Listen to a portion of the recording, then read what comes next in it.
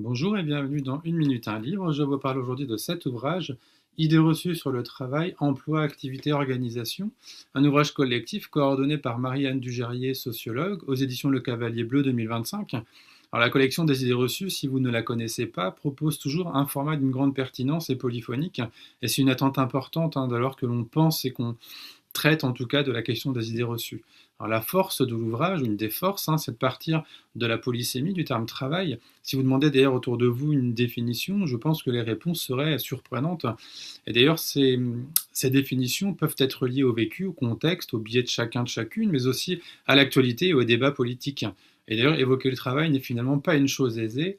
Alors quel est l'état du salariat aujourd'hui? L'ère est-elle à l'indépendance? Documenté, l'ouvrage revient sur l'historicisation du travail, du salariat et sur la manière dont les mutations s'opèrent, tout comme les idées et les stratégies d'adaptation d'ailleurs. Alors par ailleurs, est-ce l'impasse du syndicalisme? On le sait, la question syndicale est abordée dans l'ouvrage, car aujourd'hui, c'est une question souvent incomprise et les idées reçues nombreuses. En effet, les généralisations s'opèrent parfois en raison d'une méconnaissance des réalités syndicales, fragilisées également par les transformations du salariat, le néolibéralisme, le capitalisme, ou encore les logiques de précarisation et de discrimination. Le chômage et les personnes au chômage constituent également un point important de l'ouvrage. Les idées reçues sont massives, et là encore, la réalité est tout autre. En effet, les fragilisations sont souvent silenciées, et les discours renvoyant plutôt à des responsabilités individuelles qui mettent à distance l'impact psychique de l'avenir incertain, l'injonction à traverser la rue pour trouver un travail, ou encore la démarche psychique et complexe de la projection. Et donc les situations de non-emploi sont pathogènes. Alors à l'idée reçue selon laquelle le travail c'est la santé, la réponse est complexe. En effet, le travail est censé être un lieu de socialisation et d'épanouissement. La santé au travail renvoie à la possibilité de faire, on le sait, un travail dont on peut être fier, à la reconnaissance, au sentiment de qualité du travail réalisé, ou encore cette possibilité d'agir sur son activité. Et donc l'activité est donc un opérateur de santé car elle permet des fonctions psychologiques, sociales de l'emploi. Et ce n'est plus le cas lorsque l'organisation du travail ne le permet plus, voire organise une désorganisation de ces éléments. Dominique Lhuillier précise notamment que l'activité empêchée interdit l'inscription matérielle d'une efficacité opérationnelle.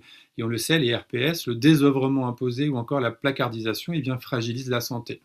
L'ouvrage invite également à interroger les conditions réelles de l'emploi, de l'activité de l'organisation, à l'image de la mise en concurrence érigée en stratégie parfois managériale, voire de la gamification du management, avec l'idée que la concurrence serait naturelle. Et on connaît pourtant les effets d'une mise en concurrence, notamment dans un contexte de chômage sur le marché de l'emploi, mais plus largement, elle produit de la disqualification, une compétition pour la reconnaissance, ainsi que des sentiments d'humiliation, de honte ou de découragement. Et la concurrence dans l'acte productif apparaît alors contre-productive, voire destructrice.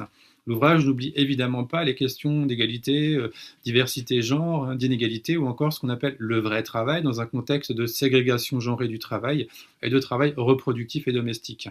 Enfin, la question du conflit est abordée et dans l'esprit, un conflit est un désaccord parfois horizontal, sur lequel il est possible d'échanger afin de trouver une solution constructive et d'éviter les attaques personnelles, interpersonnelles, voire le mobbing. En revanche, lorsque le conflit est lié aux facteurs de RPS ou à des mobilisations collectives, les personnes sont parfois renvoyées à des vécus individuels d'insuffisance, d'épuisement, d'impuissance ou de perte de sens. Et Fabienne Annick ajoute que les souffrances sont parfois noyées sous la désignation confuse, voire instrumentalisée finalement des risques psychosociaux, lesquels ouvrent au quotidien sur des conflits individuels, interpersonnels et psychiques. Et elle rappelle que gérer des conflits peut parfois se résumer à contenir des émotions qui découlent de situations contradictoires et paradoxantes, pour reprendre également Vincent de Goljac, de tensions interpersonnelles ou encore de vécus de souffrance et de mal-être au travail. Au fond, l'intérêt de l'ouvrage n'est pas seulement de déconstruire des idées reçues, il invite aussi à penser le travail autrement, à regarder ce qui se joue réellement derrière l'emploi, l'activité, l'organisation du travail, à déplacer, encore une fois, le regard des individus vers des conditions dans lesquelles Yale travaille, coopère et résiste, s'épuise parfois, mais continue aussi à chercher du sens et du pouvoir d'agir. Je vous souhaite une bonne découverte, une bonne lecture et à bientôt.